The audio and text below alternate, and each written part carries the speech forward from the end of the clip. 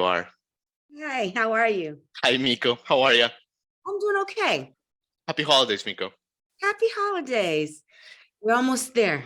Almost there, Miko. I feel like I spent so much time with you this year because first of all, we cannot stop playing Feel Like Going Home.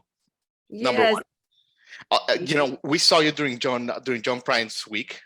We saw you all backstage a little bit. I'll ask you about that. But we cut the broadcast of your Opry debut. I am full of Miko this year. Basically, I am Miko. Well, I appreciate that very much. This has all been quite surprising, but I appreciate it. So thank you. Unbelievable. What a year, Miko. And you probably don't remember this because you had such a whirlwind of like everything. But in mid-October, I saw you and I hugged you backstage at the Basement East.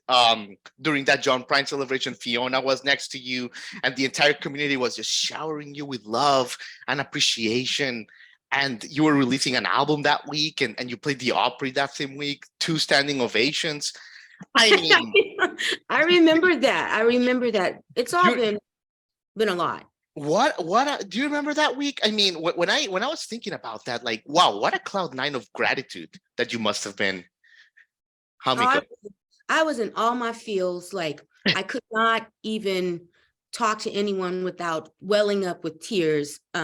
Just really grateful for returning to music in the way that I've been able to do, because I had stopped making music for a while. So I was a ball of emotions that week, and I was so grateful for all the people that were just kind of holding me down and keeping me from, just because I can burst, and it was a burstful week for me. So I was on cloud 9, of course. It was beautiful. It was like just there was so much gratitude just pouring out of you into the universe, and the universe was giving it back to you. It was like a really beautiful thing to see, actually. Thank you so much. And I was so scared at the John Prine tribute, because there was so much talent just everywhere, every corner. All these people came to pay tribute to him. I was honored to be asked. And so I got to come and do one of his songs, and I wanted to do it justice. And so right. I looked out at the crowd and I could tell I did. So I was like, okay. Of course, you did amazing. You did amazing, Miko. And but yeah, it was a great night. What a great year, Miko. And I'm amazed by, I know how hard you worked to become, the artist that you are today, and the great woman that you are there with us, and your whole story, like you said, your comeback and all that. But Miko, I have to ask you this, like, now that you're like Miko Marks and the music world is falling in love with you and everyone kind of knows your name, is it like, oh my God, I have to seize this moment? Because I see you doing, the Opry, obviously, you're doing Merlefest next year, NPR's playing your stuff, you're touring with Rizzy Palmer, and now you're here with us at J-Rod concerts. And it's like, this is the moment. This is when you have to do everything. Are there times where you just feel like crawling under a hole, Miko, and saying to your team or whoever, you know what, Blair or anybody, I just need like a few months off? No, I don't feel like that at all, because I do get downtime. Like, the holidays I have my last show this coming Saturday in San Francisco, but that's my last show for the year. So I've been down for a minute after the Opry and everything. Okay. I go 2 places. I go to my gym and I go home, because this is the time to just have peace and get ready for the new year, because it's absolutely a lot going on. By the way, you look fantastic, by the way. Thank you. Yes, you look young. I mean, you look great. You're singing great, the whole thing. But like, hearing you talk about, how you took some time off and you came back, thinking about COVID now, when COVID happened, Miko, and, obviously around this time, you were with the Resurrectors and you were creating your magic. Don't you think that, it's almost like a blessing the way that this kind of conspired for you specifically, in the sense that it allowed like all these things that are flourishing now, like the seeds, like you had time to sit down, be a good mom to Justin, be a good everything, be a good friend, the whole thing, but also water your seeds that are like pouring out now? It was an absolute blessing, let me tell you. It gave me an opportunity, and for us all, the Resurrectors, Justin and Steve Wyerman, Justin Phipps, it gave us an opportunity to just be still. I learned how to record at my own home and send it to them, because it was just the height of COVID.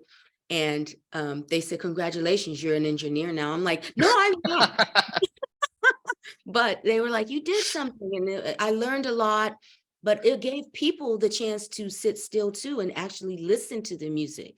I think COVID had a lot to do with the success of the music, the writing, the albums. It gave us all the time to pause Yeah. and really seize a moment and really make music about what we wanted to talk about. Absolutely. Absolutely. You mentioned Steve and Justin, and, I'm not an artist, so I'm curious about this, Miko. But like, being a songwriter and a performer like you are, and you've been for a while, it's such a daunting task to me, Miko, because, to me, there's a guy like Steve Wireman or Justin Phillips, like they're producers, and they're sitting there waiting for your file. Or if you're in a studio now that the world opened, whatever, and everyone is waiting for you to open your mouth and start singing, to write a new song. Like, what does Miko have? And, you can be like laughed out of the room. I would think, what is that moment like in the studio when you got to come up with something and everyone is kind of like waiting, the anticipation? Is there a moment where your insecurities ever come up, Miko? Absolutely. I come up with ideas and I will hold on to an idea for months before I let anybody.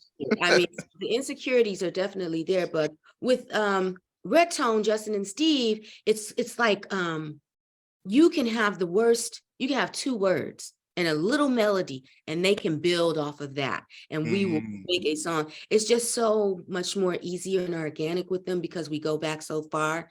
They were working with me and my band in the early 2000s, Right. like 2005. So there's this comfort level. They're my brothers. They're my producers.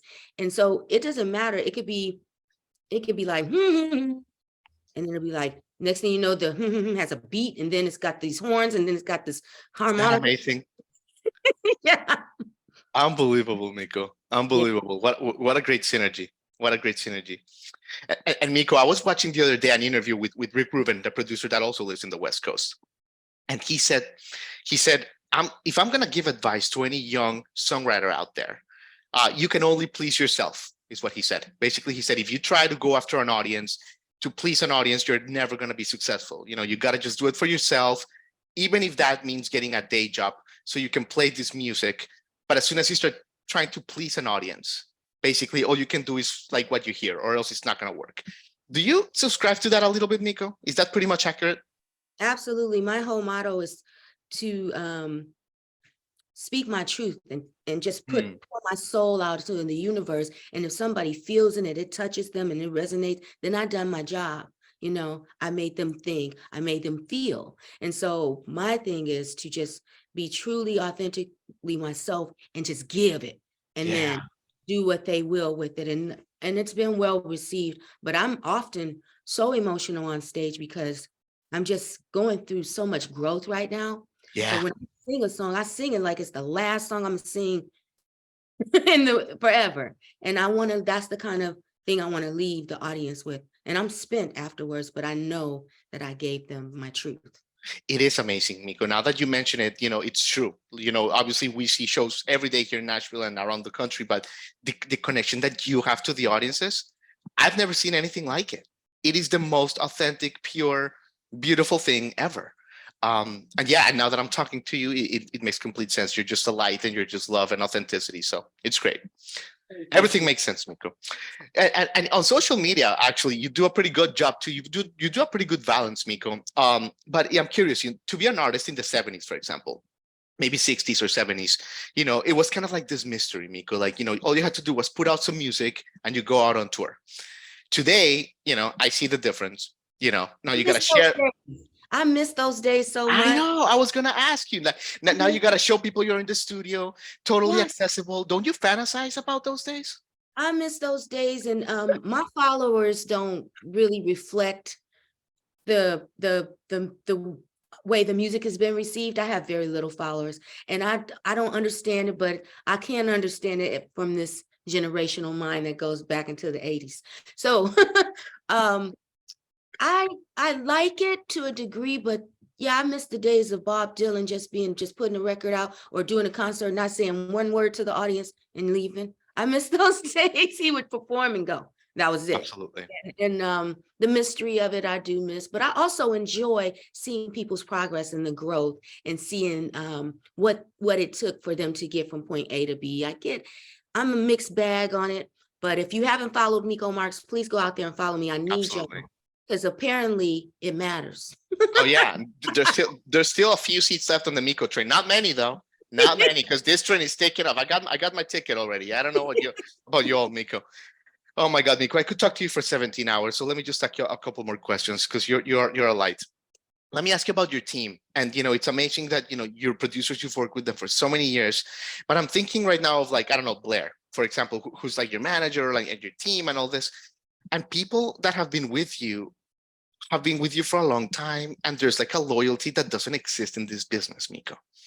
And everyone that knows you personally also, like, their face just lights up. So I guess the question is, Miko, what is the secret to long lasting relationships, especially in the music industry? Very, very hard to do.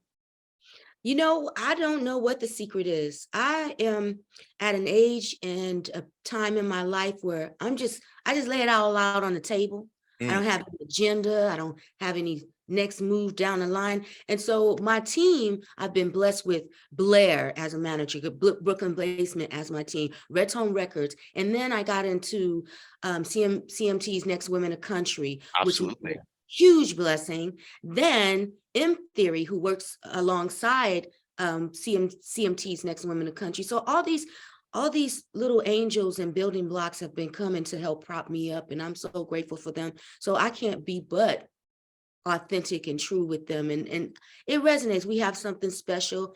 I think there's a spirit in this gumbo that I'm not in control of, and so I'm grateful for all of that. And I don't know what else is next. Agreed. I agree with that, Miko. Well, you've been an angel. Let me leave you with this. It's New Year's. I mean, we're going to air this the last week of the year. Tell us a little bit about what you're going to do. Like, what are your traditions? And also, like, growing up, the musical soul that you've been, like, or just little Miko Marks. What was, like, New Year's like for you?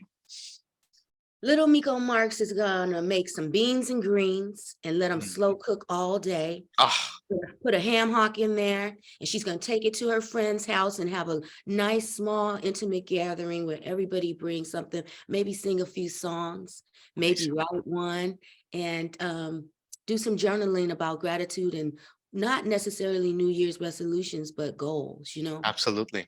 for the year. And spend some time with my band folks, maybe. Beautiful. Miko, you're a light. There's nothing else I can tell you. You're a light, you're a blessing, and continued success. We look forward to 2023, hopefully crossing paths, and all the best to you. Thank you so much. You have a great Absolutely. Thank you.